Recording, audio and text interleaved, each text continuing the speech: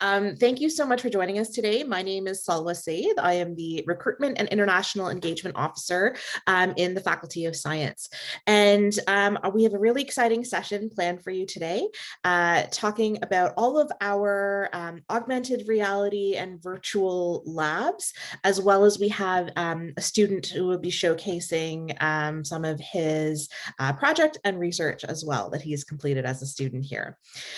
So actually, long before the COVID-19 pandemic hit, Ryerson was looking at different ways to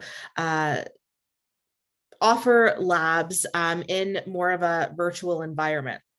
When the pandemic hit, that timeline obviously got pushed up. So without further ado, I'd like to introduce our lab technologist, Sean McFadden, who is within the Department of Chemistry and Biology. And Sean is going to do a quick demo of our Ryerson Augmented Reality lab software. So Sean, take it away. Thanks, Salwa. Yes, hi everyone. Thanks for coming to this. We've been developing augmented reality experiences for a number of our experiments. I have a quick little video to show, and just give me a second here. Of course, it disappeared. Oh, golly. Give me a second on this one, folks. Sorry about that. I did have it up and running. Typical as things go. But with our experiences, we allow students to experience our labs before they can actually walk in the door. So let's try that again. Sorry about that. Here we are. Okay, so in this experiment, we have our mascot, Eggy. Unfortunately, Eggy was killed. It is a murder mystery. So that's why he looks like a little ghost here. This is done in somebody's living room. That's their coffee table. We want students to be able to experience what they would experience in the lab remotely and get that hands-on visualization of what they would have been doing had they been in lab this term. In the future, we're going to have these available so students can practice beforehand and actually know what to expect when they walk in the door. All of these, I cut it down there because you didn't want to see the whole experience, can be done through your tablet or your phone, and it's an app that you would use. So again, your time, your experience as you see fit. So in this case, it's a spectrophotometer. It's a pretty common experiment, but like I say, in this one, we're trying to figure out who killed our poor ram. I'm not going to give out the answer, I assure you. Other experiments and experiences we'll have, I'll show you in a second.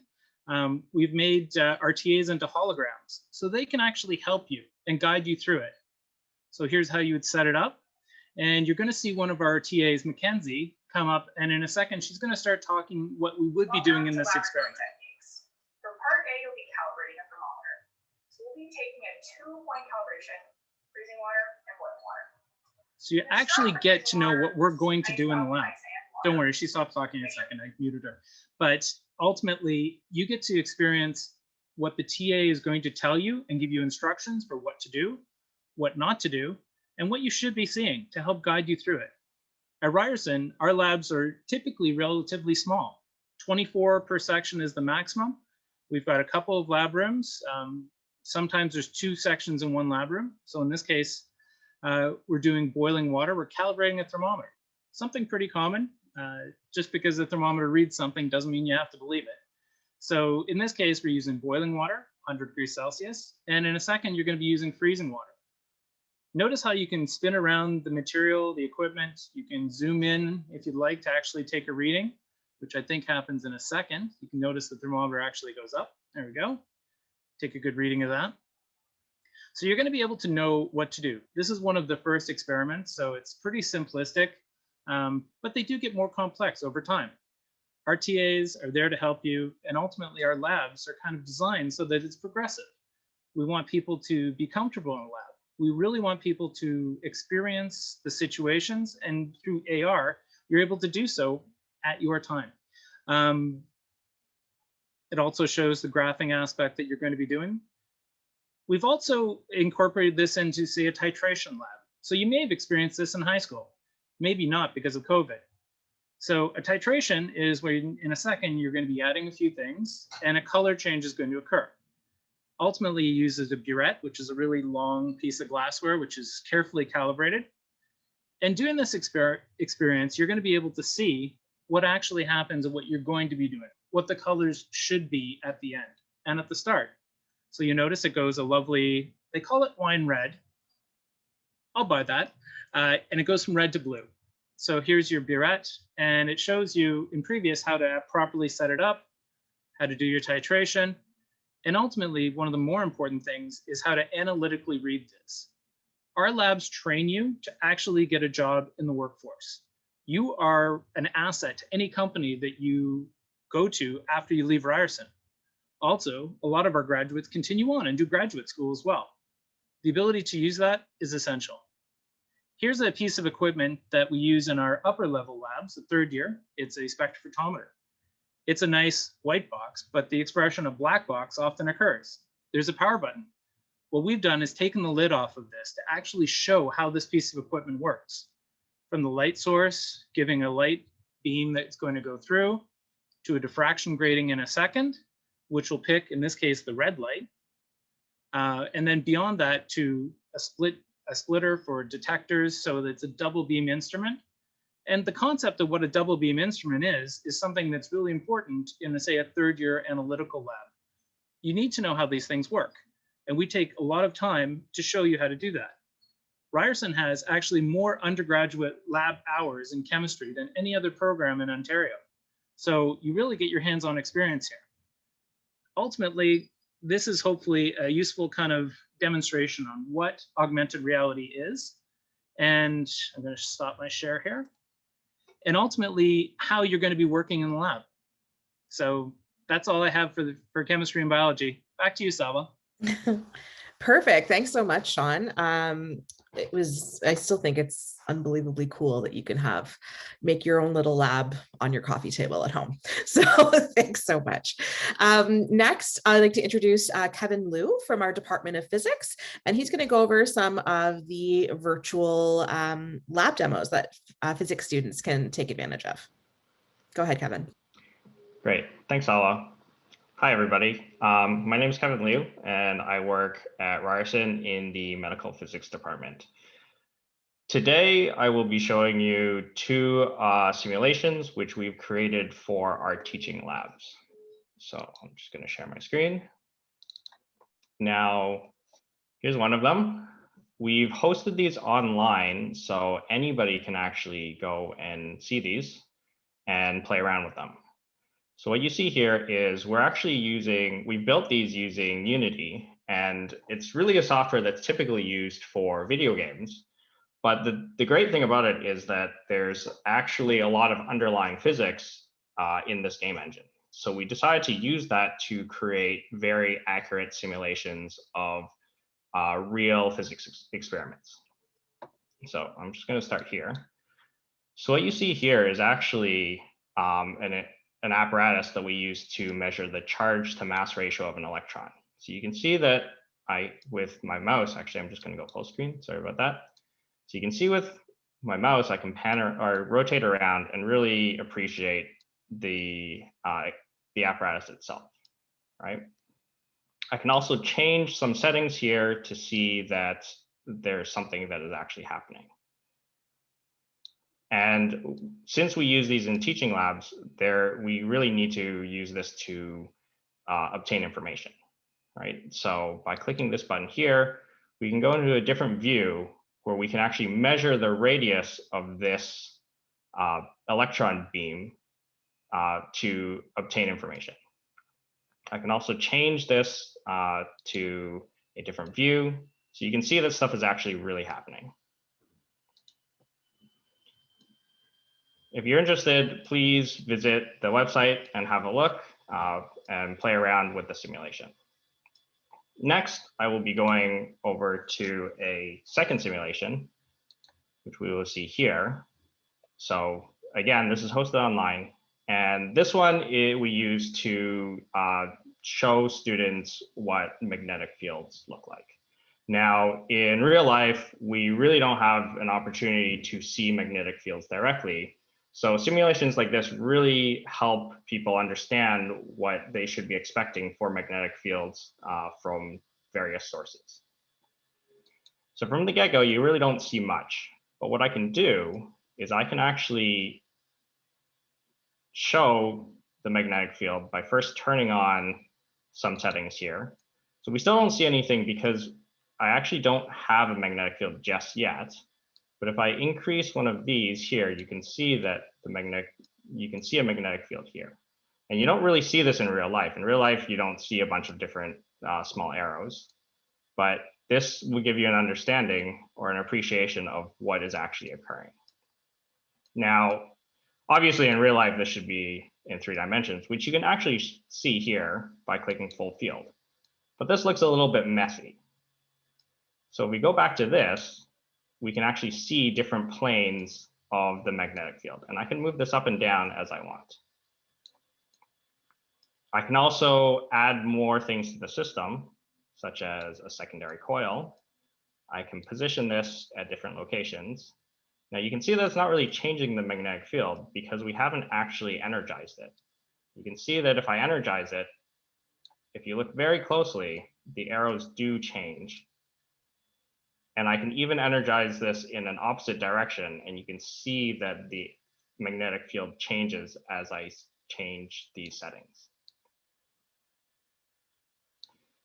Now, like the other simulation, we still need to use these in our teaching lab. So we are still able to obtain information and even have a probe in which you can move around and obtain values. These are what we use in our teaching labs. I think that's about it for me. Thank you everybody for listening. Perfect. Thanks so much, Kevin. And actually, I think I have a couple of questions for both Kevin and Sean. So Sean, if you just wanted to come back and turn your camera on. Perfect. So a couple questions for you. How do you see these technologies and labs being used even when we're not in a pandemic? So, you know, for kind of going towards the future. You know, Either of you excellent question. Ultimately, one of the key things that I really emphasize is safety in the lab. So one of the key aspects of safety is being prepared.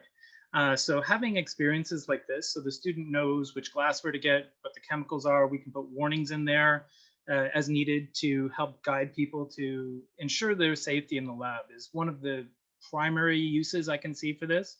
Mm-hmm. Also in cases where, say, a student is absent because of an illness or other reason, students can actually access and have the experience to see what they would have done in the lab by themselves. Finally, as I showed in the last little bit, we can show experiences that we can't even show in the lab, like taking the cover off of a piece of equipment to show the inner workings.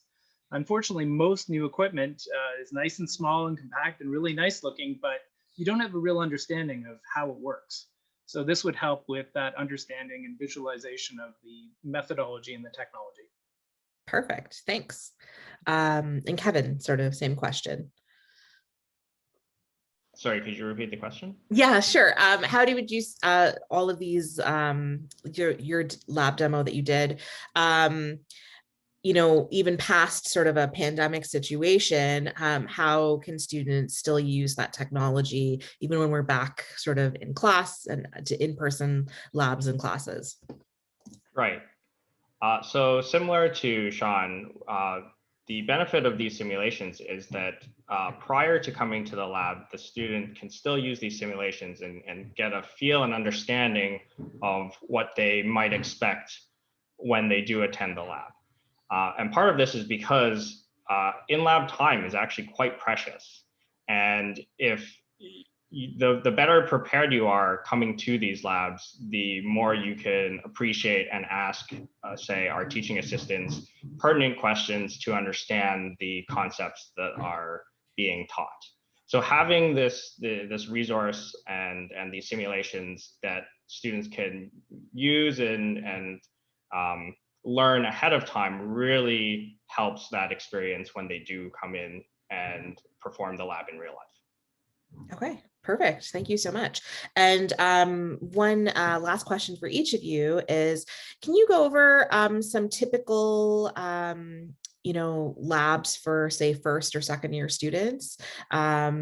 and kind of what students might be able to expect, maybe how it would be different from a high school lab, for example. Yeah, actually, I'll jump in, Kevin. Ultimately, we really cater to our students to make sure that they are comfortable in the lab. We start them off slow. So that one that I showed with the thermometer calibration, we get them in, but we do experiments that have equipment that you could never find in a high school lab. So the spectrophotometer to do work like that, to do analysis for the experiment where we figured out who killed Eggy. Yeah. There's also kinetics work and things like that. I've really worked to ensure that there's a lot of critical thinking involved with our labs, so that it's not as linear as perhaps a high school lab in which you get the number and that's it. I really want to have meaning behind a lot of our numbers. I'm training people to be able to work safely, not just in the labs they're in, but all labs beyond there. So a lot of work on how to properly, write in your notebook and things like that is part of it. Our labs do progress. We have an entire lab in third year actually in chromatography, which is unique for all of Canada. Chromatography is something you may have seen in a lot of TV shows, and it's used in pretty much every industry out there for analysis. So it doesn't matter if it's biochemistry or biology or environmental or pharmaceutical, all of them use that. And we give that hands-on time with modern equipment that you just don't see elsewhere. Perfect. Thank you, Sean. And Kevin, same question. If you could sort of talk about types of physics labs that maybe first or second year students would be doing in general. Yeah. So again, similar to Sean, one of the great things about our labs is that we have equipment that you might not necessarily have at high school levels, right? And this will really open up a lot of doors for learning about physics, anything between fundamental physics, whether or not it's, say, determining something as innate or intrinsic as the charge to mass ratio, or something that's a little bit more applicable, for example, measuring a property called the Hall effect in a different lab altogether, right? So we have a lot of equipment at our disposal. Now, in terms of the lab format, much like chemistry and biology, we are transitioning towards having our labs a little bit more self-directed. And what we're doing is we're making our lab manuals less instructional and more about an experience where you're given a situation, you're presented with sort of a start, and then you're directed to a finish. But we don't tell you exactly every single step you need to take in the middle, because that is for you as a student to learn and figure out. Now, naturally, we're not just going to leave you out to dry. We're going to help you, but this is a newer way of approaching labs and learning that historically we haven't really seen too much of. Perfect. All right. Thank you so much, Sean and Kevin. I think that was a really great demonstration of both areas. So thanks so much. Actually, I have one question from a student who just came in. So how could a student who has motion sickness triggered by augmented reality labs be accommodated? For us, what we've done, because we recognize that not everybody has the technology to use augmented reality, on our rail system, which is Ryerson Augmented Reality Learning Environment, there's videos for each one as well. So you don't necessarily have to be holding things and the motion involved, which could cause that motion sickness. The video hopefully is less jittery, and ultimately, if you can pause it and you can stop, you can take this in your speed. So if you are feeling ill, please, please, please don't continue. We want you to enjoy the experience, and you certainly can't do that when you're ill. Perfect. Thank you. And I guess how often our labs are offered in science classes? So, Kevin, do you want to start that one? I'll come in now. Yeah. So, Sean, you'll correct me if I'm wrong, but I believe for all science courses, there are typically about 5 labs throughout the term. I think, Yeah, oh, maybe 10 for chemistry.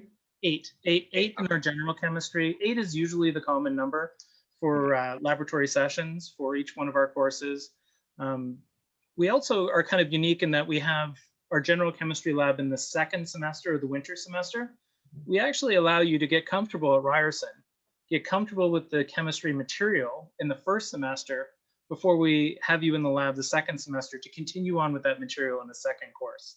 So we really try to ease people into the university experience and ease them into the lab so that it's not a scary place. We don't want it to be scary. Perfect. All right. Thank you so much. So I think we're good with questions now. So next up, we have Ian McPherson from our Department of Computer Science. Ian is a current master's in computer science student, but also did the undergraduate program at Ryerson. And he is going to demonstrate a project that he completed and talk about his experience as a computer science student. Take it away, Ian. All right, thank you so much. Yeah, to just give a little bit of background, so I'm actually finishing up my degree. I'm in my 4th year and gearing up to do a master's. And you know, I've been in your shoes when deciding for which schools to go to. And I think just kind of before jumping in, I wanted to point out that one of the main reasons for me in joining Ryerson was one of the things that was mentioned in the introductory video, which was the zone learning. You have DMZ, which is probably the largest accelerator for startups and early stage companies in North America. And you have the DMZ Sandbox as well, which is targeted more towards students that are in Ryerson, which is really exciting. So a great way to get involved, because I was involved in startups and things before coming into undergrad. Great. Yeah, just a little bit of background on the video here. So this is from the robotics program. And what ended up happening this year, because obviously we couldn't be there in person, we each bought a robot kit, and we're able to kind of have that on our own and tinker around with it, and we get to keep the robot after the fact, which was super nice. And it was always a childhood dream of mine to play around with robots, and it gave me that confidence to kind of pick up and play around with some other projects in the future that I'm thinking of, and I can talk about after the video. But what I'll do is I'll share my screen here, and I'll just play a video, and what this does is this walks through the final assignment that we did in that course. Okay, excellent. I'll just hit play and everyone can watch. Today, I'm going to talk to you about CPS 607, which is the Autonomous Mobile Robotics course at Ryerson. I'm going to show off one of our final projects that has to do with self-parallel parking of the robot and a semi-autonomous vehicle. So let's start off with self-parallel parking. Did you catch that? It went by pretty quick. Why don't we take a step back and break down the component parts so that we can get a better understanding of what's going on. So first, from our starting position, we're going to back up for 500 milliseconds.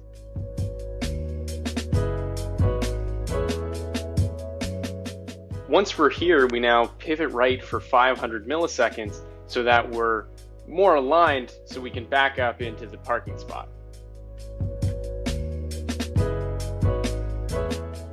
Once we're here, we back up for 650 milliseconds and then start pivoting left until the infrared sensor on the bottom of the car senses the guiding line.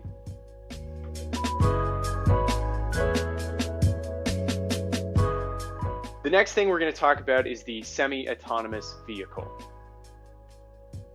So what we have is we have this track, and the robot's going to go around this track, and it's going to basically sense the lines and stay in the lane, and it's also going to sense objects. But before we get to sensing the object, let's talk about what's going on with this line sensing algorithm. So basically, if the infrared sensor senses a line to the right, it will back up and turn left. If it senses something to the left, it will back up and turn right. It also keeps a count of how many times it's turned left and right, and we'll talk about that in a second. So let's get back to sensing the object. Once it senses the object, it basically goes, hey, have I made more left turns than right turns, or right turns than left turns? And it uses that to figure out whether it's going clockwise or counterclockwise. When it comes time to turn, it pivots right or left, depending on whether it's going clockwise or counterclockwise, and then counts the number of lines that it passes. Once we get to the third line, once we sense the third line, we know, okay, we're in the next lane. It's time to turn in whichever direction we need to go so we can continue in the same way that we were traveling before. Now, the next step is speeding up and slowing down based on whether or not there's an object in front of us. And why don't we just take a listen to the audio here?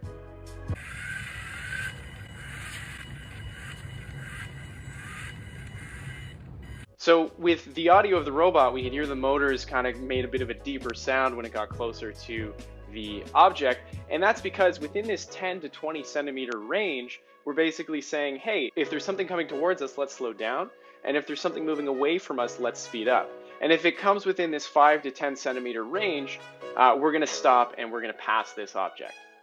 And the process to pass the object is the exact same as when we're changing lanes. So there's just one main consideration that I wanted to bring up when working on a project like this.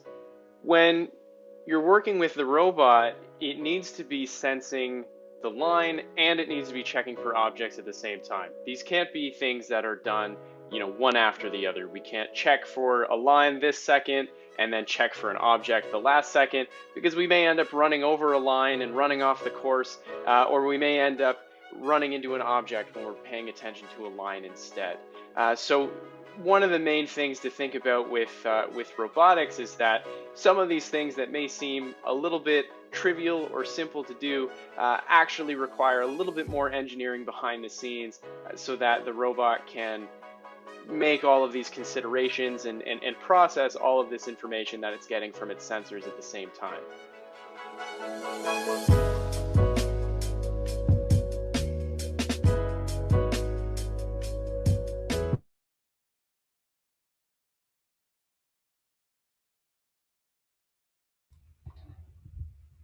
Yeah, so I guess just to kind of chat a little bit about that and kind of a few of the main reasons why I really enjoyed this course was that, as I mentioned earlier, I've always been kind of interested in robotics, but, it wasn't offered at my high school or anything like that. And I wanted to just kind of build up that base level of comfort to do things like, make my own drones that I can, maybe program to fly around autonomously. Or another project that I'm kind of kicking around is potentially turning my parents' lawnmower into something that can kind of bounce around and cut the grass as they kind of get older and closer to retirement. So we covered a lot of sort of fundamental things in this course that can be scaled up to bigger projects like that. Perfect. Thanks, Ian. Super cool that you can, take all the knowledge that you learn and apply it and see it in real time and in your own home, which is great. I just have a couple questions for you. So how has your virtual learning experience been? What have been some positives that have come out of virtual learning, and maybe a couple challenges? Yeah, I mean, I think, to be honest, I think a huge positive was this robotics class. I said we were able to buy our own robots and kind of have them as our own, and I think that's way more fun than buying a textbook for a course. So that was a lot of fun, and I think so. I think too, the other thing with computer science is it translates kind of already very well to remote learning. So I think that kind of the transition was actually very smooth and really easy in terms of the computer science department. Perfect. And you mentioned that you were hoping to do your master's, right? In Do you know have you kind of figured out your career goals or, moving forward? Yeah, absolutely. So what I'm focusing on with masters is I'm gearing up to do a focus in computer vision. So at Ryerson, there's great computer vision courses that are offered, great machine learning courses that are offered, and so I've been doing diving headfirst into all of those, and the idea would someday be working at Samsung or maybe Tesla or something like that on the autonomous vehicles or the driverless car things that they're working on, or Samsung with their image processing and things like that. So yeah, that's kind of what I'm gearing up to do. Okay, perfect. And I would encourage anyone who has questions for Ian or for Sean or for Kevin to please put some questions in the Q&A pod, and we'd be happy to answer them. We also do have admissions and recruitment staff that are sitting in the background. So if you have any questions in regards to any of those areas, staff will be happy to answer those questions for you as well. So Ian, while I have you here too, can you go on and explain maybe what other things you were involved with as a student at Ryerson, maybe outside of the classroom? Yeah, absolutely. So I was also involved with the thesis project at Ryerson. So I'm currently doing a thesis project with a focus in computer vision. I don't really have too much that I can share right now because I'm still kind of working on it and getting results. But basically, what that project is focusing on is sort of pixel by pixel generation. So basically, what we're doing is we're passing an image through a neural network. And we want a prediction. So we basically say, okay, let's say you have Snapchat filters. So when you put those Snapchat filters over and you change that, there's computations that are going on behind the scenes. We can speed up those computations if we have a neural network predict what that image would look like after that is applied. So basically what you're doing is you're saying, okay, let's take this image and let's pass it through this network and let's predict what it's going to look like once we apply this filter.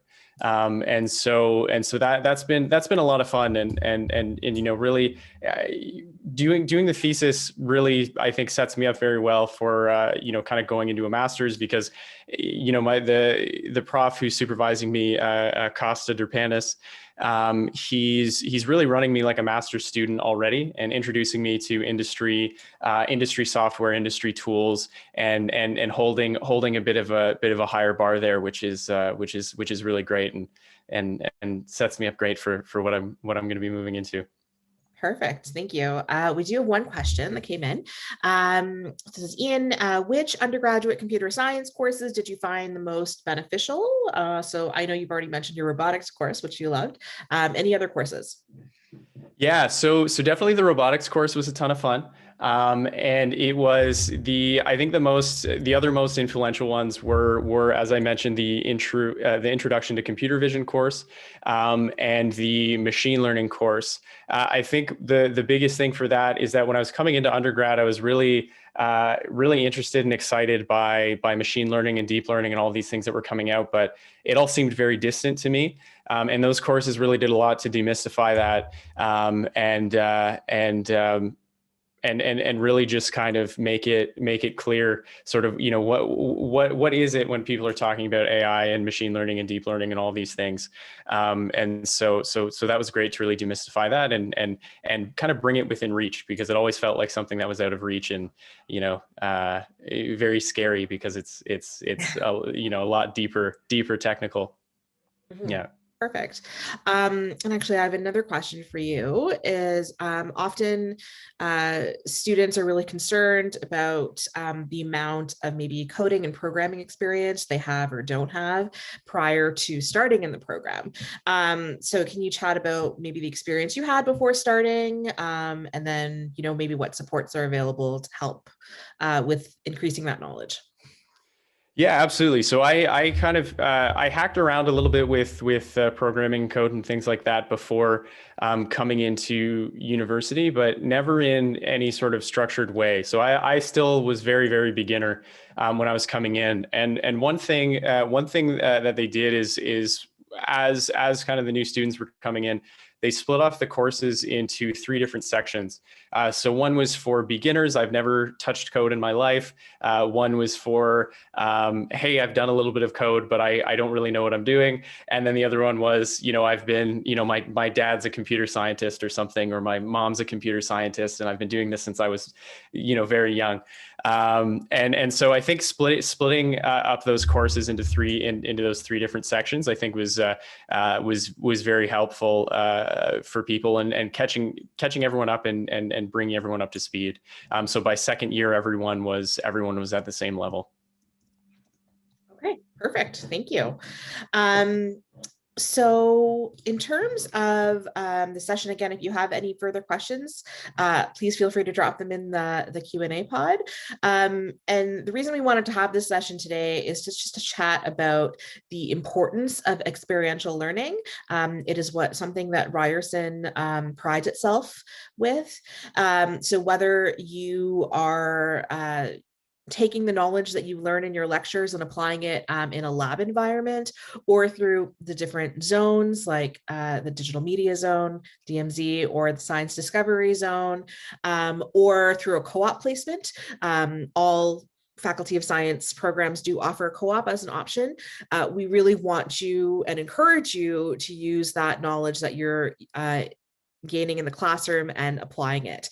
It's going to make you more in demand in your career as well. So there's no questions. I'm going to pass it on to Jess, and I think we'll leave the webinar open for any questions that come through. Thanks. Absolutely. Thanks so much, Salwa, and for our presenters for this amazing opportunity to see a little bit about some of the things that you get to do, even from the comforts of your own home. And it's a great way for our students here who've joined us today to find out a little bit more about what they could potentially expect, and even if they are on campus, how they can expect to use some of these amazing things that we've come up with as well. So as Salwa mentioned, what's going to happen is we are going to be staying online until the end of the hour, where we encourage you, if you do happen to have any questions, you can continue to add them to the Q&A pod, and we will answer them behind the scenes. We also would like to highlight some of the additional opportunities for you to connect with us. We do have amazing offerings on our ryerson.ca/at-home website, where you can go on and you can schedule a visit with a guided virtual campus tour, where we have our student ambassadors walking you through campus, showing you some of the buildings through our video that we do have from the comfort of your own home, so you don't have to travel far. For those of you who are thinking that sounds great, we actually have one of those coming up tomorrow as well as part of our March virtual open house, and we also have a number of them next week. So I do encourage you to check out this website where you can find out more information. If you want to meet one-on-one with a student, we also have an opportunity to meet a Ryerson student. And if you want to meet with someone like myself, a recruitment officer, you can book a one-on-one meeting with myself too, so we can talk a little bit more about some of the things that we offer here at Ryerson. We also have SHISM events for you to look forward to, and many more different things on our website. If you do happen to have questions after the session, maybe you think of them later today, we do also have our ryerson.ca/service hub. Our service hub is kind of a one-stop shop for all things Ryerson related, including student fees, including OSAP related questions as well too, as well as admissions too. So feel free to check them out. They are available by email, phone, social media, and live chats. And if you happen to have a question in the middle of the night and you want to get that answered, we also have our ask.ryerson.ca website, where you can type in your question and get automatic answers through there as well.